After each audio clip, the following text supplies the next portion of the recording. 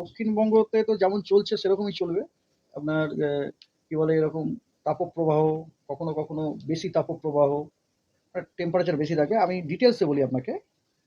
দক্ষিণবঙ্গেতে আমি প্রথমে শুরু করি কোস্টাল ডিস্ট্রিক্টগুলো নিয়ে। কোস্টাল ডিস্ট্রিক্টগুলোতে ডে 1, 2, 3-তে ড্রাই ওয়েদার থাকবে, আর ডে 4, 5-এ হালকা বৃষ্টি উইথ থান্ডার আমরা আশা করতে পারি। ডে 5 মানে ধরুন ডে 1টা হচ্ছে আজকাল পরশু, মানে 19, 20, 21, 22, 23 তারিখে হ্যাঁ আমরা লাইট রেন এক্সপেক্ট করতে পারি উইথ থান্ডার। কিছু কিছু জায়গায় হালকা বৃষ্টি, মানে বুঝতে পারছি পুরো জায়গা দূরের নয়। এটা হচ্ছে কোস্টাল ডিস্ট্রিক্টসে।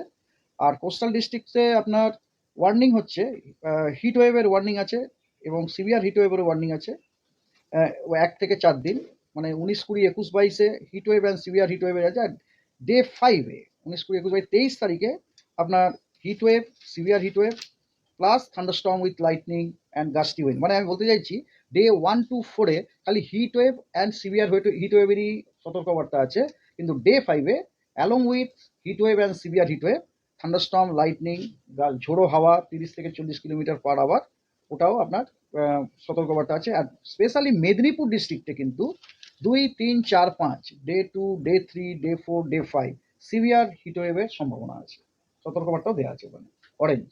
আজকে আমরা 2:30-টের সময় যে পেয়েছি রেকর্ডটা, তাতে আলিপুর 40 ডিগ্রি, আলিপুর মানে আমাদের এই অবজারভেটরি, দমদম 40.8, সল্টলেক 40.8, আসানসোল 42.2,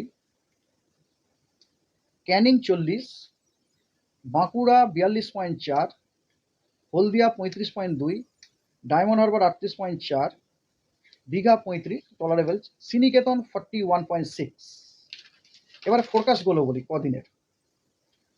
বর্ধমানে 20 তারিখ, আগামীকাল 20 তারিখ, তাই তো? বর্ধমানের ফোরকাস্ট হচ্ছে 42-43, east 42, west 43 forecast. Purulia forecast 43, Bankura 44, Medinipur 44, Kolkata 41, Howrah 40, north 24 Pargana, অশোকনগরটা মানে নর্থ 24 পরগনা পড়ে না, অশোকনগর 41, এই নর্থ 24 পরগনা, নদিয়া 42, মুর্শিদাবাদ 42, বীরভূম 43। এটা সবকটা জেলাতে না, ওখানে যে আমাদের অবজারভেটরি, যেমন বীরভূম যখন বলছি তার মানে শ্রীনিকেতন এটা বোঝায়, যেমন আমি যখন মুর্শিদাবাদ বলছি বহরমপুর বোঝাচ্ছে, নদিয়া মানে কৃষ্ণনগর, আর সাউথ 24 পরগনাতে 39 মানে ডায়মন্ড হারবার অ্যাকচুয়ালি। 21 তারিখে বর্ধমানে 42-43, পুরুলিয়া 43, বাঁকুড়া 44, মেদিনীপুর 44, কলকাতাতে কিন্তু বাড়তে, অন্য জায়গাতে একটু বাড়তেও পারে 41-42, ওটা কলকাতাতে কালকে 41 থাকবে, কিন্তু পরশু দিন কিন্তু 41-42, দ্যাট মিনস সামহার 42, মেবি 42 অলসো। দেখুন আমরা কিন্তু দুদিন আগে যা ফোরকাস্ট দিয়েছিলাম সেটাই কিন্তু একই রকম জানাচ্ছে।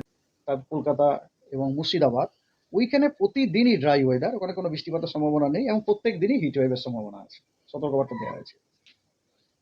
আর এরপরে আসা যাক পশ্চিমের জেলাগুলো। পশ্চিমের জেলাগুলোর অবস্থাটা খুবই খারাপ। একটা হচ্ছে প্রতিদিনই ড্রাই, কোনো বৃষ্টিপাত নেই পশ্চিমের জেলাগুলোতে, হ্যাঁ,